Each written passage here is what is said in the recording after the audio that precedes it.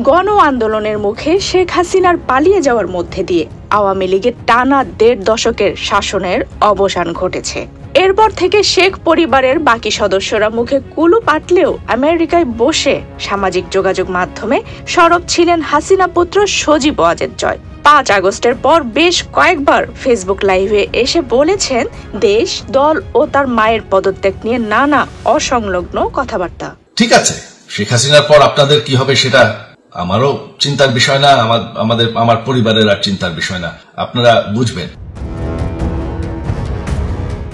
শুরুতে বলেছেন তার মা আর রাজনীতি করবেন না, এরপর আবার দাবি করেন শেখ হাসিনা পদত্যাগ করেননি, তিনি আবার ফিরে আসবেন। বলেছেন আওয়ামী লীগ দেশ স্বাধীন করেছে, আওয়ামী লীগকে শেষ করা সম্ভব না। এমনকি ভারতীয় গণমাধ্যমে সাক্ষাৎকার দিয়ে আওয়ামী লীগের সাফাই গাইতে গিয়ে ভারতের চাটুকারিতাও করেছেন জয়, আর বাংলাদেশকে নিয়ে করেছেন নানা বিতর্কিত মন্তব্য।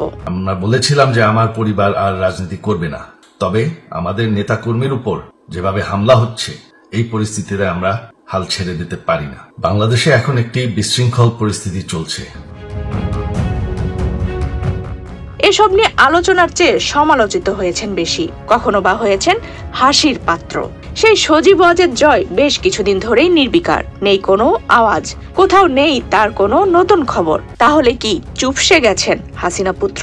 আওয়ামী লীগ কিন্তু মরে যায়নি। আমরা সবার সাথে আলোচনা করতে প্রস্তুত, শুধুমাত্র তারা যদি জঙ্গিবাদ এবং ভায়োলেন্স বাদ দেয়।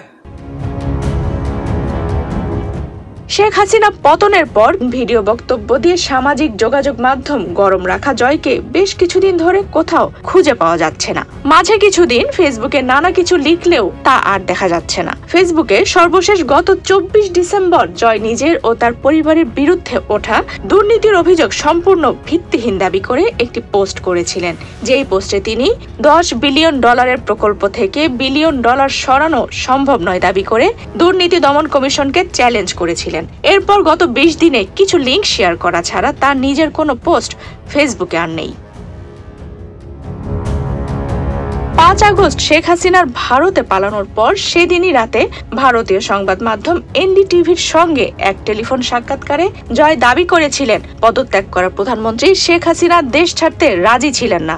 তার ভাষায় শেখ হাসিনা গত ১৫ বছর ধরে দেশকে উন্নত করতে কঠোর পরিশ্রম করেছেন।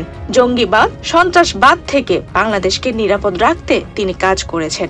এত কিছুর পরও কিছু লোক, বিরোধী দল ও জঙ্গিরা এখন ক্ষমতা দখল করেছে।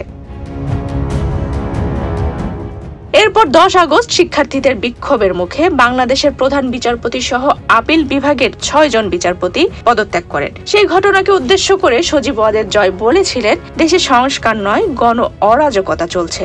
শুধু তাই নয়, বাংলাদেশে হিন্দু সম্প্রদায়ের উপর হামলা হচ্ছে বলেও উস্কানি দিয়েছিলেন হাসিনা পুত্র। মূলত তার এমন বক্তব্যের পরই ভারতীয় বিভিন্ন সংবাদ মাধ্যম বাংলাদেশে হিন্দু সম্প্রদায়ের ওপর নির্যাতনের গুজব ছড়াতে থাকে আরো ব্যাপকভাবে। এরপর সময় যত গড়াতে থাকে একে একে ফাঁস হতে থাকে শেখ হাসিনা সহ তার পরিবারের দুর্নীতির নানা খবর। এর বিপরীতে ধীরে ধীরে কমতে থাকে সজীব ওয়াজেদ জয়ের তৎপরতা। অনেকের মনেই তাই প্রশ্ন, দুর্নীতির নানা অভিযোগ সামনে আসার কারণেই কি চাপে পড়ে মুখে কুলু পেটেছেন হাসিনা পুত্র? বাংলাদেশ এর থেকে আর কোনোদিন ফিরে আসবে না। আমিও সেটা চাই না, আপনারাও সেটা চান না। আফসানা রিপা, বাংলাদেশ প্রতিদিন।